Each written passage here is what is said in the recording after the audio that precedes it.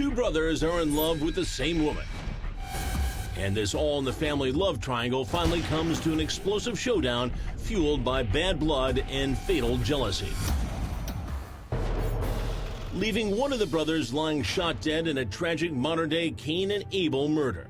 Everybody was talking about the correlation between the biblical story and this homicide. It's kind of a story that's old as time. Ironically, this tragic tale would unfold on the road to Damascus, a little rustic Pennsylvania township also with a name straight out of the Bible. Damascus is very rural, farming community. And in this case, Cain and Abel are Joe and Tony Salino. They're local boys, both of them. A pair of hard-working farmhands and also close siblings until they become love rivals. There's always backstory to whatever happens. And in this case, this is something that started, months at least before this actually occurred. The younger of the two brothers, 30-year-old Tony, had been living with 22-year-old Brooke Swingle. Tony and Brooke met when Brooke was a teenager and Tony was in his mid-20s. And initially, the couple appeared to be happy, having a young son together, Nico.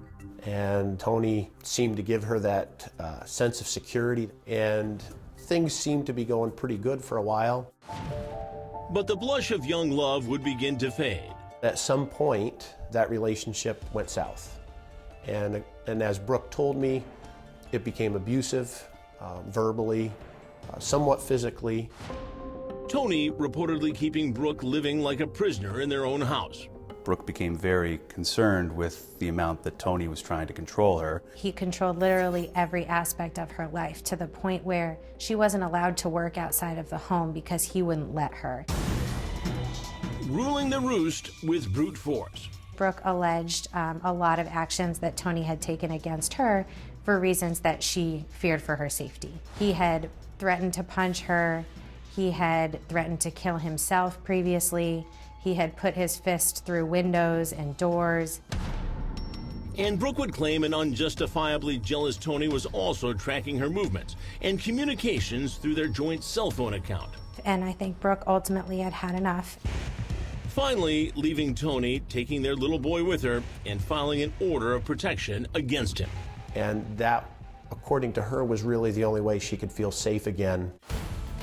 But a friend had reportedly witnessed Tony flying into a frightening rage after the breakup. And he's yelling out in the parking lot obscenities about Brooke and how could she take my kid away, and that he's going to kill her and that he's going to kill whoever she's with. But little does Tony know that a knight in shining armor has come to Brooke's rescue.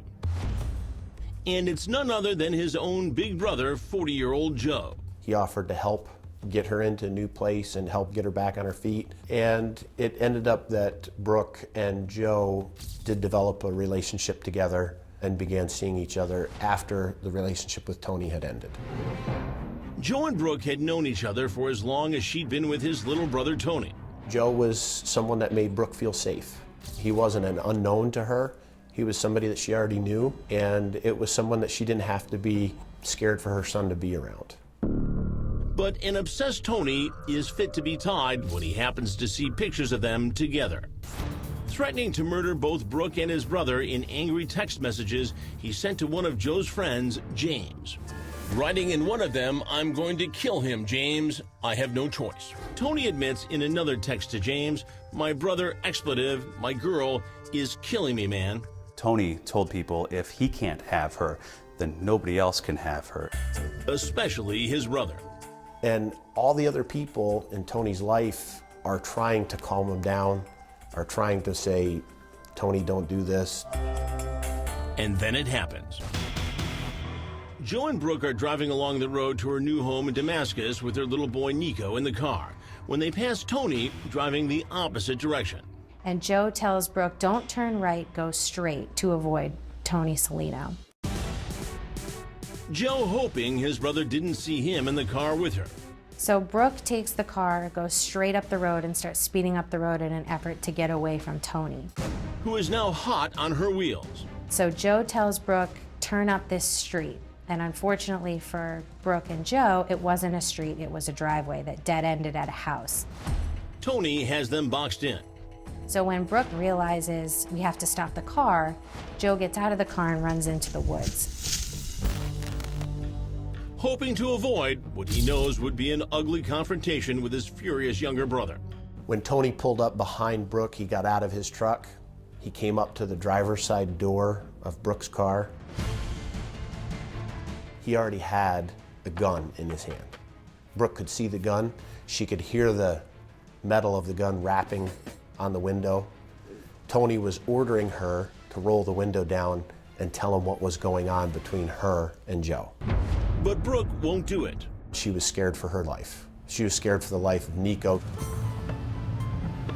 Now Joe knows he has to do something.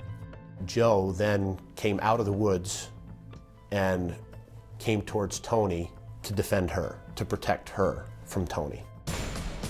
And the brothers wrestle each other for the gun in what would be a battle to the death.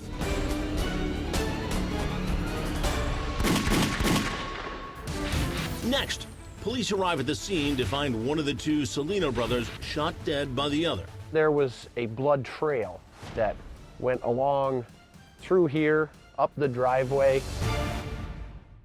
She said that Joe was at the back of the car, running towards Tony. Who's in a jealous rage, armed with a .22 caliber pistol.